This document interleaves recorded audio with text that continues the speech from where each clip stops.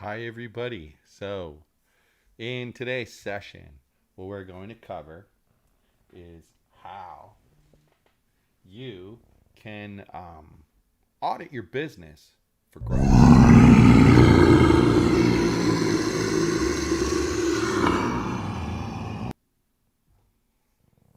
So, when you want to grow, there are four things that you have to master. First is mindset, second is your team, third are your systems, fourth are your processes. Now, some process experts will tell you there's only three because they combine systems and processes, and I'm perfectly okay with that. But for me, I like to break it down a little further, so I say that there's four. It's all about the process. That's what I say all the time. And I want you to know that there is a process for figuring this all out. And it's something that we've created here at Top Tier Coaching Services. And I mastered this with multiple clients, helping them grow their business bigger and bigger and bigger. If you attended the webinar, you saw some great testimonials about growth. And it's just phenomenal what you can do when you put your mind to it and you set out to make changes to your business. So, the first thing that you have to do when you're going to audit your business is determine the purpose of your business. For most businesses, that's going to be to generate a profit. For others, who knows what it might be? It might be some philanthropic goal that you have, but mainly the purpose is to make a profit. Now, underneath that, you need to consider all the areas that drive your business towards making a profit. And I would have to say that that is extremely important for you to pay attention to. Um, it's crazy how people miss this initial step of what is the purpose of your business, what are all the things that drive it. So, example, you might have social media marketing that drives your business. You might have Facebook advertising that drives your business. You might have all of the things you need to accomplish for your team, as in getting them paid. That also drives the profit for your business.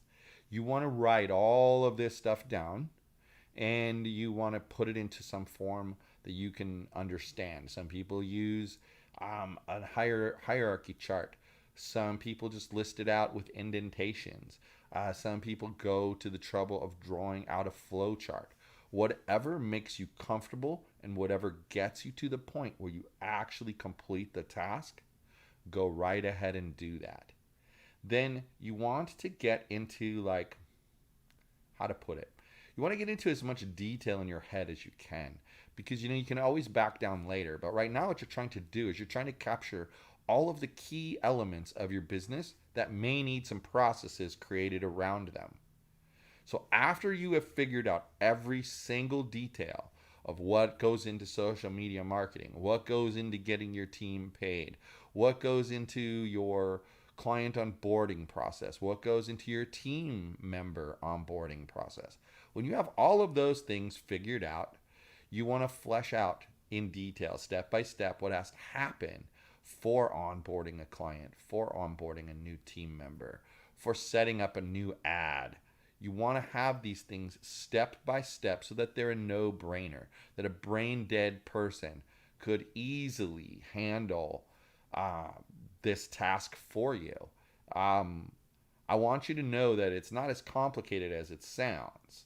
Now, I go through all of this in my scale to seven figures framework. Of course, I've only given you just an overview, but I'm soon to be releasing the seven figures framework to the world, and you're going to want to get your hands on it when it is released. Um, the reason that you want to get your hands on it is that I've just gone through a beta system with my explosive revenue growth roadmap program, and close to 20 companies went through this program. All of them saw revenue increases. The smallest was 3x. There was as high as 10x. So revenue increases are something that are possible when you take your time and you plan through exactly what you're going to do step by step to get the revenue increase.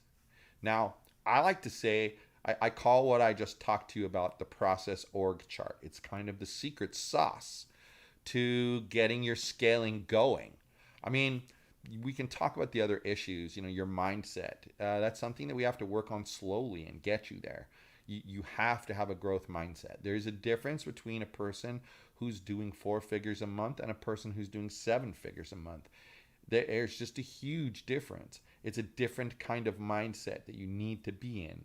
And you can't doubt what you're doing. If you doubt what you're doing, you're going to have major, major, major problems fixing it.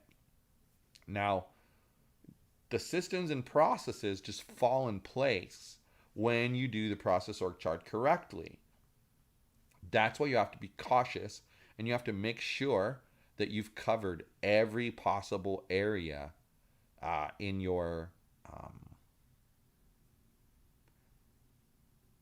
in your business. I'm sorry, I'm drawing a blank there for a second. You have to make sure you cover every possible area. So, like our chart was done in Evernote. Let's see if I can pull it up, because it has some good high level information that you quite possibly could be interested in. So let's see if we find it here.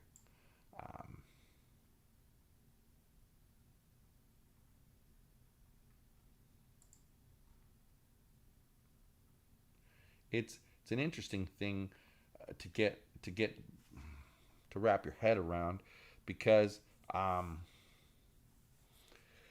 well, it isn't easy to think of on your own. So hang on one second here. I apologize for this delay, but I need to find it.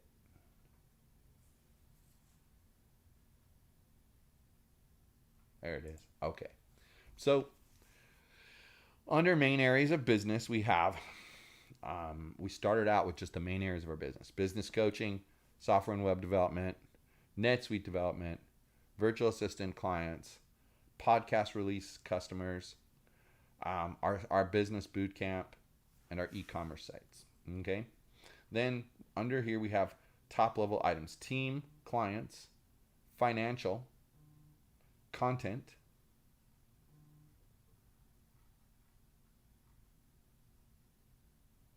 and that's it. Okay.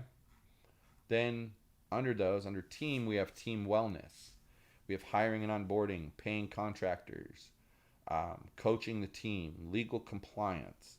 Under clients, we have breakdown of VA clients, software development clients, NetSuite development clients, business coaching clients, podcast editing and releases clients. We have financial issues like bookkeeping and paying taxes. We have our content, where we get our content ideas, how to capture them, how to do the research, how to create videos, how to create social media posts, how to create articles, how to create podcasts, and how to release those podcasts. All of this is detailed in our process org chart. It is an amazing tool, and one you're going to want to get your hands on in order to grow your revenue. So that's going to be coming out before the end of the year, I'm pretty sure.